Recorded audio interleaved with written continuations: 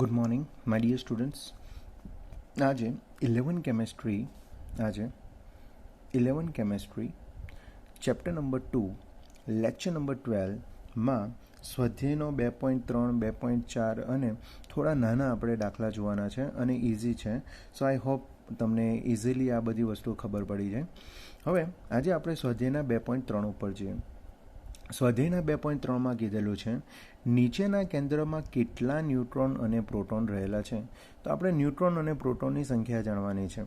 તો તમને ખબર છે કે આ નીચે જે દર્શાવે જે છે પરમાણુ ક્રમાંક દર્શાવે છે. પરમાણુ ક્રમાંક એટલે કે Z દર્શાવે છે અને Z એ પ્રોટોનની સંખ્યા દર્શાવે છે. અને ઉપર જે દર્શાવે છે પરમાણુ દળાંક દર્શાવે છે અને પરમાણુ દળાંક એટલે કે પ્રોટોન વત્તા ન્યુટ્રોનની સંખ્યા દર્શાવે છે. જેમાંથી ન્યુટ્રોનની સંખ્યા જાણવી હોય તો તમારે A માઇનસ Z કરવું પડે, એટલે કે આકાશ માઇનસ જમીન કરવા પડે તો તમને ન્યુટ્રોનની સંખ્યા મળશે.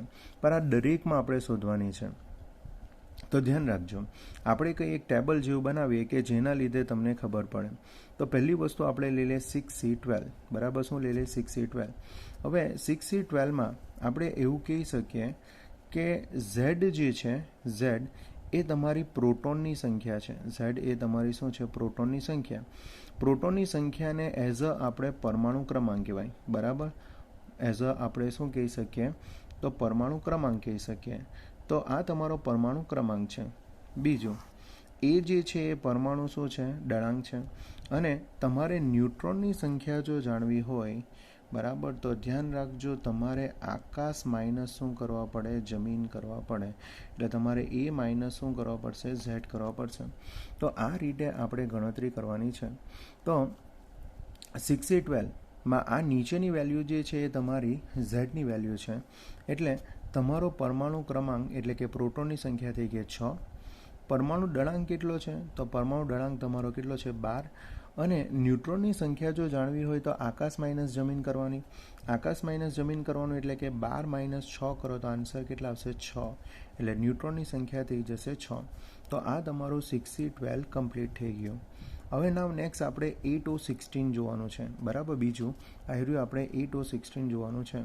હવે 8O16ની વાત કરીએ તો Z એટલે કે પરમાણુ ક્રમાંક કેટલો છે? 8. બરાબર, એટલે કે પ્રોટોનની સંખ્યા થઈ ગઈ 8.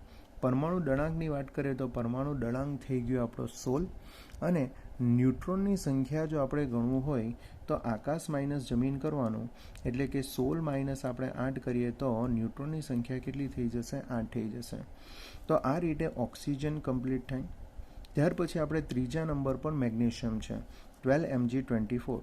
ઓકે, ચાલ, 12Mg24માં પરમાણુ ક્રમાંક તમારો કેટલો છે? 12. એટલે કે પ્રોટોનની સંખ્યા 12 છે. બરાબર, પરમાણુ દળાંક કેટલો છે? 24 છે. અને ન્યુટ્રોનની સંખ્યા જો જાણવી હોય તો તમારે 24માંથી કેટલા બાદ કરવા પડશે? 12. 24માંથી 12 બાદ કરો તો આન્સર કેટલા આવશે? 12. એટલે ન્યુટ્રોનની સંખ્યા થઈ જશે 12.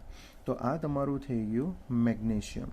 હવે આપણું નામ નેક્સ્ટ જે છે Fe આયન એટલે કે લોખંડ. બરાબર, તો 26Fe56.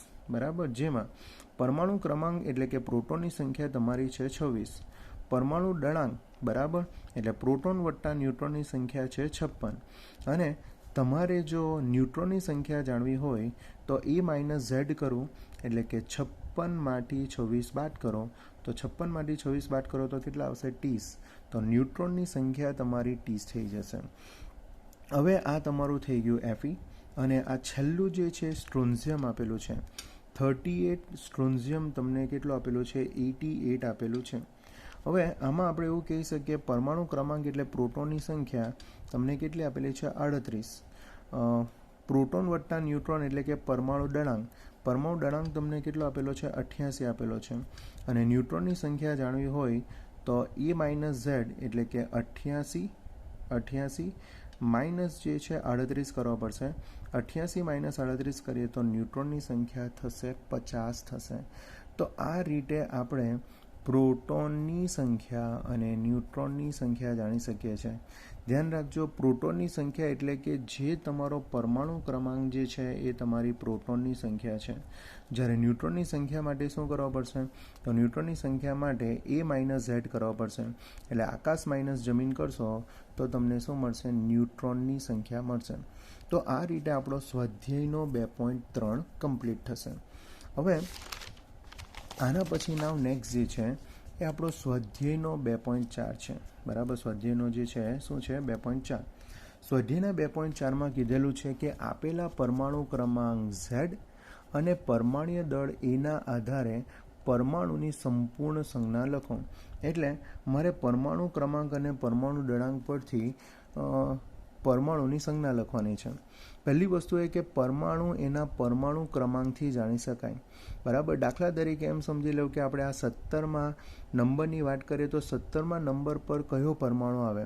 તો તમે કહી શકો કે પહેલા પર હાઇડ્રોજન આવે, બીજા પર હિલિયમ, ત્રીજા પર લિથિયમ, ચોથા પર બેરિલિયમ, પાંચમા પર બોરોન, છઠ્ઠા પર કાર્બન, સાતમા પર નાઇટ્રોજન, આઠમા પર ઓક્સિજન, નવમા પર ફ્લોરિન, 10મા પર નિયોન, 11મા પર સોડિયમ, 12મા પર મેગ્નેશિયમ, 13 પર એટલે કે 13 પર એલ્યુમિનિયમ, 14 પર સિલિકોન, 15 પર ફોસ્ફરસ, 16 પર સલ્ફર અને 17 પર ક્લોરિન આવશે. 17 પર શું આવશે? ક્લોરિન આવશે.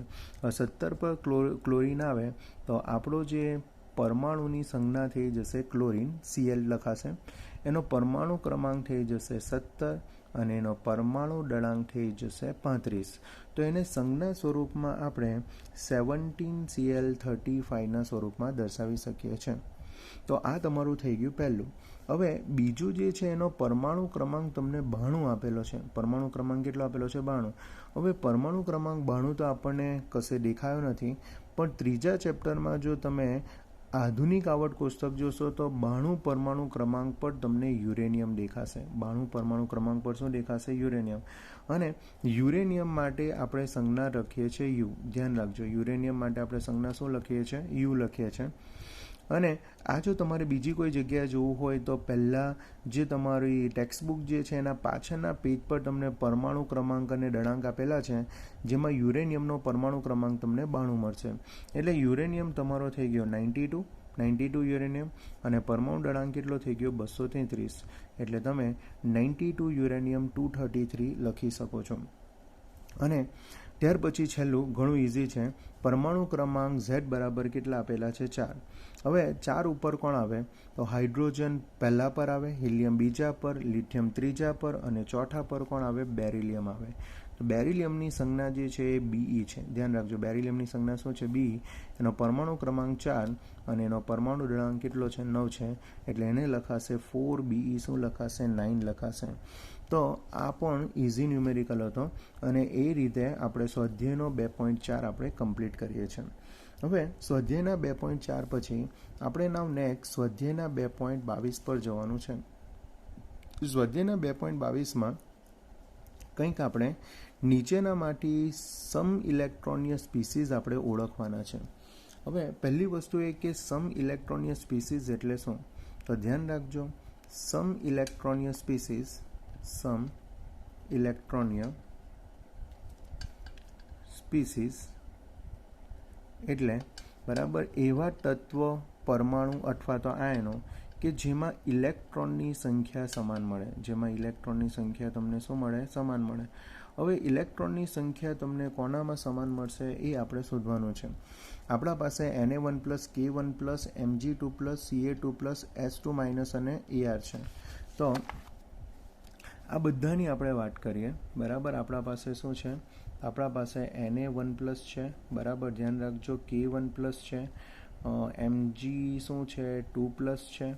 પછી કંઈક બીજા હોય તો Ca2+, ઓકે, કોઈક બીજા હોય તો Ca2+, પછી છે S2- અને પછી શું છે? આર્ગોન છે. હવે આ બધામાં આપણે ઇલેક્ટ્રોનની સંખ્યા જાણવાની છે. પહેલી વસ્તુ એ તમારે ધ્યાનમાં એટલું યાદ રાખવાનું, જો પરમાણુ વીજભારની દ્રષ્ટિએ તટસ્થ હોય, ઓકે, તો હમણાં જે મેં કહેવા માંગુ છું એ જરા સમજજો.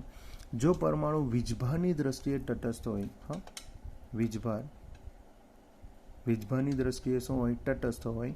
તો વીજભારની દ્રષ્ટિએ તટસ્થ હોય તો આપણે એવું કહી શકીએ કે પ્રોટોનની સંખ્યા બરાબર શું આવશે? ઇલેક્ટ્રોનની સંખ્યા. પણ જો ઋણ વીજભારી થશે, બરાબર ધ્યાન રાખજો, જો ઋણ વીજભારી થશે તો તો આપણે એવું કહી શકીએ કે પ્રોટોન કરતાં ઇલેક્ટ્રોનની સંખ્યા વધારે હશે. અને બીજી વસ્તુ, જેટલો વીજભાર વધારે હશે, બરાબર, જેટલો ઋણ વીજભાર, જેટલો ઋણ વીજભાર વધારે હશે, બરાબર, એટલા ઇલેક્ટ્રોનની સંખ્યા વધારે હશે. દાખલા તરીકે 1 માઇનસ બરાબર હોય તો 1 ઇલેક્ટ્રોન વધારે હોય, 2 માઇનસ હોય તો 2 ઇલેક્ટ્રોન વધારે હોય, 3 માઇનસ હોય તો 3 ઇલેક્ટ્રોન વધારે હશે. તે જ રીતે જો ઋણ વીજભારની જગ્યાએ આપણે એમ ધન વીજભારની વાત કરીએ તો ધન વીજભારમાં પ્રોટોનની સંખ્યા વધારે હશે. અને પ્રોટોનની સંખ્યા જો વધારે હોય તો પ્રોટોન કેટલો વધારે હશે? તો ધ્યાન રાખજો, જેટલો પરમાણુ બરાબર શું હશે? ધન વીજભારિત હશે, બરાબર, એટલા તમારા શું હશે? પ્રોટોન ઇલેક્ટ્રોન કરતાં વધારે હશે. તો આ વસ્તુ તમે ધ્યાન રાખજો અને એના પ્રમાણે જ આપણે આ ગણતરી કરવાની છે. તો જોઈએ, પહેલું જે તમને આપેલું જે છે એ તમને શું આપેલું છે? Na1+ આપેલું છે. હવે સોડિયમની વાત કરીએ તો સોડિયમનો પરમાણુ ક્રમાંક જે છે, પરમાણુ ક્રમાંક 11 છે. હવે પરમાણુ ક્રમાંક 11 હોય તો પ્રોટોનની સંખ્યા 11 થઈ ગઈ. પણ આપણે એવું કહી શકીએ કે અહીંયા Na+ છે. Na+ છે એટલે ઇલેક્ટ્રોન જે છે, બરાબર, એ પ્રોટોન કરતાં ઓછા હશે. અને કેટલો ઓછો હશે? તો ધ્યાન રાખજો, આ 1+ છે ને, આ 1+ છે ને, તો કેટલો ઓછો હશે? 1 ઓછો હશે. તો ઇલેક્ટ્રોનની સંખ્યા આપણે 11ની જગ્યાએ કેટલી લખીશું? 10 લખીશું. તો આટલી વસ્તુ સમજ પડવી જોઈએ. પરમાણુ ક્રમાંક એટલે કે પ્રોટોનની સંખ્યા, એટલે સોડિયમમાં પ્રોટોનની સંખ્યા તમને મળશે 11. પર ઇલેક્ટ્રોનની સંખ્યાની વાત કરીએ તો આ એક ધન વીજભાર ધરાવે છે, મતલબ કે ઇલેક્ટ્રોનની સંખ્યા પ્રોટોન કરતાં 1 ઓછી હશે.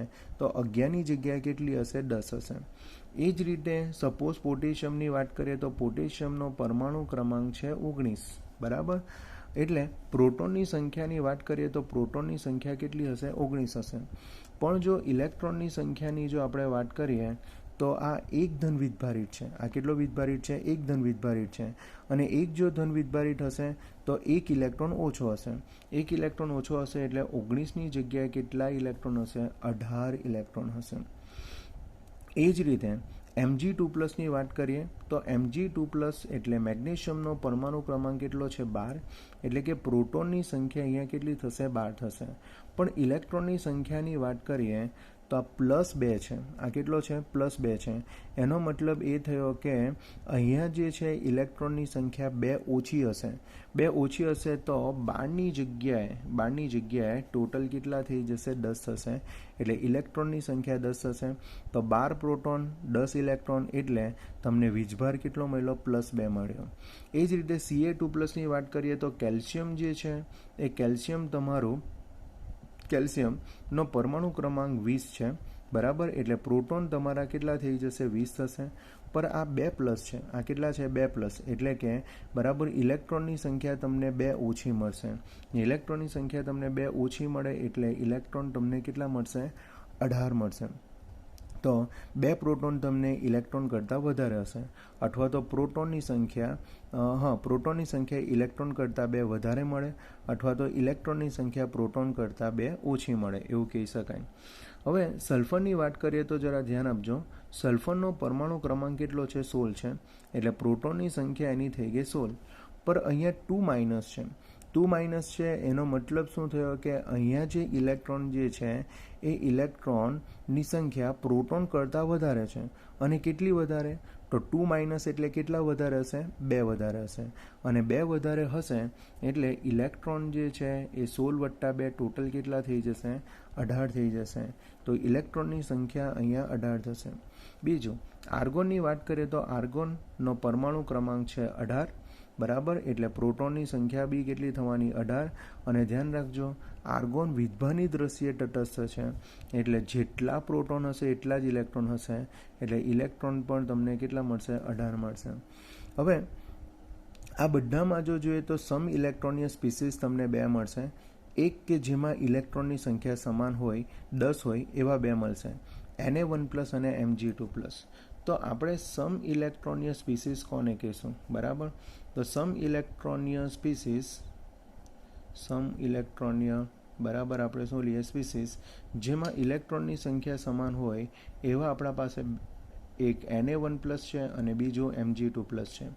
અને બીજી જો જોડીની વાત કરીએ તો બીજી જોડીમાં બાકીના બધા આવશે. એટલે કોણ આવશે? K1+, Ca2+, S2 માઇનસ અને આર્ગોન, કે જેમાં ઇલેક્ટ્રોનની સંખ્યા 18 છે અને ઇલેક્ટ્રોનની સંખ્યા 10 હોય એવા કેટલા છે, Na1 પ્લસ અને Mg2 પ્લસ. તો આ રીતે આપણને 2 જોડ મળશે. તો આ રીતે આપણે સ્વાધ્યાયનો 2.22મો દાખલો કમ્પ્લીટ કરીએ છીએ. હવે આપણે નાવ નેક્સ્ટ લાસ્ટ દાખલો જોવાનો છે, સ્વાધ્યાયનો 2.27. હવે સ્વાધ્યાયના 2.27માં તમને એવું કીધેલું છે, H2 પ્લસ H2 અને O2 પ્લસ સ્પીસીઝમાં ઇલેક્ટ્રોનની સંખ્યા આપો. બરાબર. તો પહેલી જે છે, બરાબર, દાખલા તરીકે મેં H2ની વાત કરું. H2ની વાત કરું તો એમાં કેટલા હાઇડ્રોજન છે, 2 હાઇડ્રોજન છે. બરાબર. ચાલો, 2 હાઇડ્રોજન, એનો મતલબ કેટલા પ્રોટોન થવાના, તો હાઇડ્રોજનનો પરમાણુ ક્રમાંક 1. બરાબર. હાઇડ્રોજનનો પરમાણુ ક્રમાંક કેટલો, 1, અને જેટલો પરમાણુ ક્રમાંક એટલા જ પ્રોટોનની સંખ્યા, એટલે 1 પ્રોટોન થશે. એટલે ટોટલ એમ ગણીએ તો કેટલા થશે, 2 પ્રોટોન થશે. બરાબર. તો સમજો, 1 હાઇડ્રોજનમાં 1 પ્રોટોન, તો 2 હાઇડ્રોજનમાં કેટલા, 2 પ્રોટોન. હવે H2ની વાત કરીએ તો H2માં ઇલેક્ટ્રોન કેટલા હશે, તો H2 જે અણુ જે છે એ વીજભારની દ્રષ્ટિએ તટસ્થ છે, અને આપણે એવું કહી શકીએ કે આ વીજભારની દ્રષ્ટિએ તટસ્થ છે, વીજભારની દ્રષ્ટિએ, બરાબર, શું છે, તટસ્થ છે. તો જેટલા પ્રોટોન હશે એટલા જ ઇલેક્ટ્રોન હશે. એટલે તમે ઇલેક્ટ્રોનની સંખ્યાની વાત કરશો તો ઇલેક્ટ્રોનની સંખ્યા તમને કેટલી મળશે, 2 જ મળશે. તો 2 પ્રોટોન હશે તો ઇલેક્ટ્રોન પણ કેટલા મળશે, 2 મળશે. પણ જો તમે H2 પ્લસની વાત કરો તો H2 પ્લસની વાત કરો તો આપણે એવું કહી શકીએ કે +1 છે, એનો મતલબ પ્રોટોન વધારે છે અને ઇલેક્ટ્રોન ઓછો છે. તો ઇલેક્ટ્રોન કેટલો ઓછો છે, તો +1 છે એટલે 1 ઇલેક્ટ્રોન ઓછો છે. એટલે H2 પ્લસમાં એમ જો કહીએ તો પ્રોટોન કેટલા હશે, તો પ્રોટોનની સંખ્યા તો 2 જ છે, જે આપણે ઉપર લખેલી છે તે પ્રોટોનની સંખ્યા તો 2 જ હશે. પણ ઇલેક્ટ્રોનની સંખ્યાની વાત કરીએ તો ઇલેક્ટ્રોનની સંખ્યા જે છે એ તમને +1 હોવાથી 1 ઓછો મળશે. એટલે 2ની જગ્યાએ તમને ઇલેક્ટ્રોનની સંખ્યા કેટલી મળશે, 1 મળશે. હવે એ જ રીતે આપણે છેલ્લું જોવાનું છે O2 પ્લસ. તો O2 પ્લસમાં જે છે 2 ઓક્સિજન છે. O2 પ્લસમાં કેટલા છે, 2 ઓક્સિજન છે. ઓક્સિજનનો પરમાણુ ક્રમાંક કેટલો, તો ઓક્સિજનનો પરમાણુ ક્રમાંક છે 8. બરાબર. જો પરમાણુ ક્રમાંક 8 હોય તો પ્રોટોનની સંખ્યા બી કેટલી થવાની, 8. તો એક ઓક્સિજનમાં પ્રોટોનની સંખ્યા થવાની 8. એવા કેટલા છે, એવા 2 છે. એટલે 8 + 8 ટોટલ કેટલા થઈ જશે, 16 પ્રોટોન થશે. બરાબર. ટોટલ કેટલા થશે, 16 પ્રોટોન. એટલે O2 પ્લસમાં પ્રોટોનની સંખ્યાની વાત કરીએ તો પ્રોટોનની સંખ્યા ટોટલ તમારી થઈ જશે 16. પર અહીંયા O2 પ્લસ છે એટલે આપણે એવું કહી શકીએ કે ઇલેક્ટ્રોન પ્રોટોન કરતાં 1 ઓછો હશે. એટલે ઇલેક્ટ્રોનની સંખ્યા કેટલી હશે, તો ઇલેક્ટ્રોનની સંખ્યા જે છે એ તમારી 16માંથી 1 ઓછી હશે, એટલે કેટલી થશે, 15 થશે. તો આ રીતે ઇલેક્ટ્રોનની સંખ્યા મળશે. તો ધ્યાન રાખજો, આ દરેક વસ્તુ કરવા માટે તમારે એનો પરમાણુ ક્રમાંક જાણતા જ હોવા જોઈએ. તો ધ્યાન રાખજો, 1 થી 20 અથવા તો 1 થી 30 તત્વના જો તમે પરમાણુ ક્રમાંક જાણતા હોય તો જ તમે આ ગણતરી કરી શકો છો. સો આ તમને ઇઝી દાખલા ખબર પડી જવા જોઈએ. અને જો ન ખબર પડે તો પરમાણુ ક્રમાંક, પરમાણુ દળાંક, સેકન્ડ થિંગ, જો ધન વીજભાર હશે તો કેટલા ઇલેક્ટ્રોન ઓછા હશે, જો ઋણ વીજભાર હશે તો કેટલા ઇલેક્ટ્રોન વધારે હશે, એ વસ્તુ તમારે સમજવાની જરૂર છે. ઇવન આ વસ્તુ મેં થિયરીમાં પણ સમજાવી છે. So I hope you can understand these numerical. If any doubt come, please inform me. I will try to explain you. Thank you very much. Bye.